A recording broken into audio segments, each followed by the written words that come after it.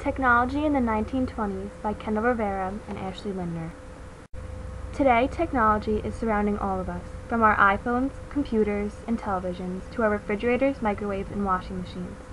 However, in the 20s, there wasn't an item called a smartphone. There were simple, unsmart items just starting to come about. Technology has advanced tremendously over the decades, especially in the 1920s, with new advances like the radio, movie theaters, household appliances, electricity and oil, and lastly, and most importantly, the automobile. But before we get into the many technological advances that impacted our lives today, first we ask the question, what exactly is technology? Technology is something most people heavily rely on, but it is actually known as the application of scientific knowledge for practical purposes, especially in industry. From the application of scientific knowledge, machinery and equipment are developed, and lastly, it is the branch of knowledge dealing with engineering or applied sciences. So, as we said before, the 1920s was a time full of technological advances. These advances led to what is known as the Roaring Twenties. During the Roaring Twenties, the economy was booming, industries were sprouting, and there was a new focus on consumption rather than production. Moving on, everyone loves to go see a movie at a theater on a rainy day, or as a pastime. But in the 1920s, the movie was only just introduced, so the people back then didn't have the luxury of simply going to see a movie on a big screen indoors. The movie industry was centered in Hollywood, California, which soon became the movie capital of the world. Movie stars started to be idolized at this time. Movie theater palaces were built for the general public where they can view what was called a talkie rather than a silent film. In the year 1927, the first talkie was produced, called The Jazz Singer, starring a man named Al Jolson. Movie theaters became more popular, and viewing movies started to become a popular form of amusement and enjoyment. The next item has advanced terrifically since it was first introduced. Today, people use MP3 players and iPods more commonly.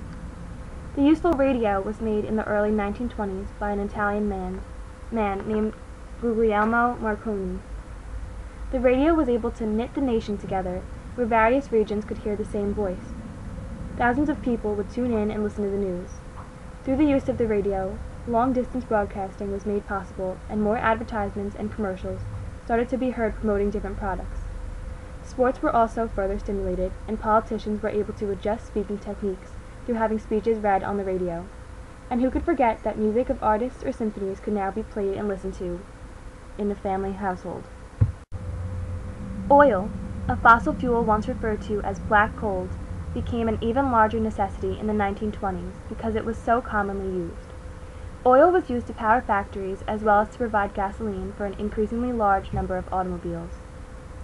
An interesting statistic that shows the increased need for oil is that by 1929, oil accounted for 23% of U.S. energy compared to the mere 3% in the year 1900. Along with oil came electricity. Electricity was now used in the majority of American households. In 1930, 2/3 of all households had electricity. Because of electricity, people could now use household appliances such as washing machines, dryers, and vacuums. Families were now able to have indoor plumbing and central heating. Now, introducing what is commonly believed as the most important advancement. Today, there are many different types. It has a steering wheel, a gas pedal, and a brake. The automobile. Besides being a new way to travel, the automobile brought convenience and pleasure to many people. It replaced railroad industry as the main promoter of economic growth. Other industries, such as steel, glass, rubber, gasoline, and highway construction, depended heavily on automobile sales. Similar to today, the car makes it easier for people to shop, commute to work, and travel.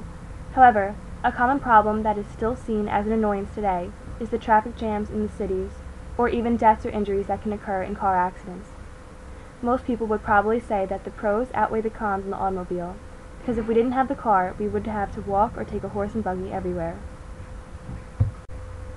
And who do we owe a thank you to for creating an affordable form of transportation? Mr. Henry Ford, who created the Model T at first but later produced the Model A. Ford, or sometimes called father of the traffic jam, created the assembly line, which had people do the same job at a rapid pace over and over again, which improved the method of a mass production. Other industries started to use the assembly line because it was an economical, easy method. By the end of the 1920s, there was at least one car per American family. It was even said that Americans owned more automobiles than bathtubs. In conclusion, it is seen that the 1920s were a time of growth and improvement. People's lives were made much easier through the use of new household appliances, the radio, the movie theater, and the automobile. Today we should thank the great innovators of the 1920s for the amazing improvements made during this time period.